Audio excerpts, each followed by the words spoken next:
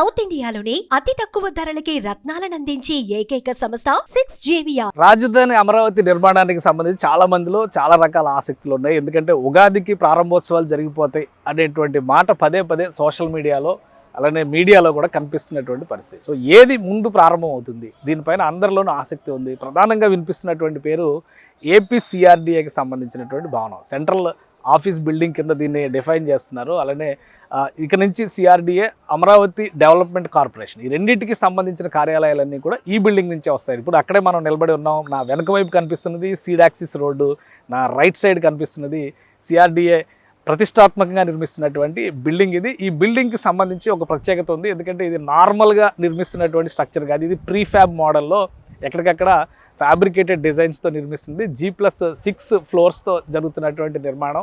Already మీరు గమనిస్తే కనుక లోపల ఇంటీరియర్ వర్క్స్ జరుగుతున్నాయి. బయట నుంచి చూస్తే స్ట్రక్చర్ ఏమీ కనిపించట్లేదు. గతంలో ఓన్లీ రంగులు వేశారు. చంద్రబాబు నాయుడు గారు వచ్చి రెండోసారి ఈ పనులు ప్రారంభోత్సవం, అంటే గవర్నమెంట్ వచ్చిన తర్వాత పనులు ప్రారంభోత్సవానికి సంబంధించినటువంటి పూజలు ఇక్కడే చేశారు. ఆ తర్వాత ఒక పబ్లిక్ డిజైన్, ఒక 10 డిజైన్లని అక్కడ పబ్లిక్ కోసం ఓటింగ్ కోసం పెట్టారు. ఆ 10 డిజైన్లలో 10వ డిజైన్ ఏ షేప్, అమరావతిలో వస్తున్నటువంటి ఫస్ట్ బిల్డింగ్ కింద దీన్ని చూస్తే కనుక ఏ షేప్డ్ బిల్డింగ్ని పబ్లిక్ ఓటింగ్లో నంబర్ 1 పొజిషన్లో నిలిచింది.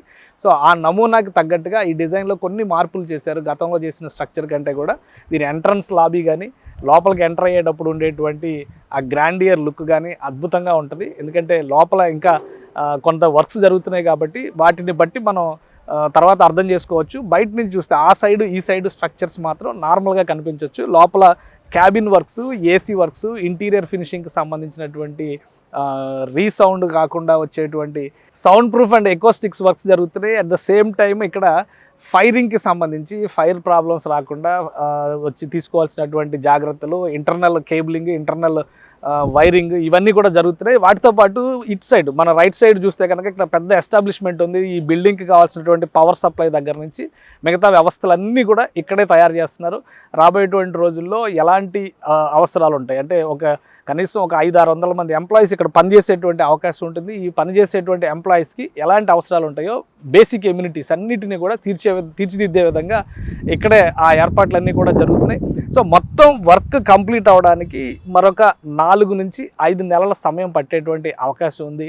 వీలైనంత వరకు ఉగాది నాటికి ఈ పనులు ఎలా ముందుకు తీసుకెళ్లాలనేటువంటి ఆలోచనలో ఉన్నారు. కొన్ని క్యాబిన్స్ ప్రారంభోత్సవం చేయడానికైనా అవకాశం ఉంటే కనుక ఉగాది నాటికి ప్రారంభించాలనేటువంటి ఆలోచనతో ఉన్నారు. అంటే అట్లీస్ట్ 2 ఫ్లోర్లు ఓపెన్ చేస్తే ఎలా ఉంటుందనేటువంటి ప్రయత్నాలు కూడా జరుగుతున్నట్టుగా తెలుస్తుంది. ఇంటర్నల్గా సిఆర్డీఏ అధికారులు చెప్తున్నటువంటి ఇన్ఫర్మేషన్ బట్టి చూస్తే కనుక మొత్తం ఫినిషింగ్ వర్క్స్ చేయడానికి కనీసం 5 నుంచి 6 నెలలు పడుతుంది.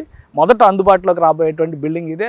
ఆ సిఆర్డీఏ వ్యవస్థలన్నీ కనుక ఈ బిల్డింగ్లో కొలువు తీరితే అమరావతిలో డెవలప్మెంట్ యాక్టివిటీస్, కన్స్ట్రక్షన్ యాక్టివిటీస్, ఇతర పనులు కూడా మరింత జోరుగా సాగడానికి అవకాశం ఉంటుంది.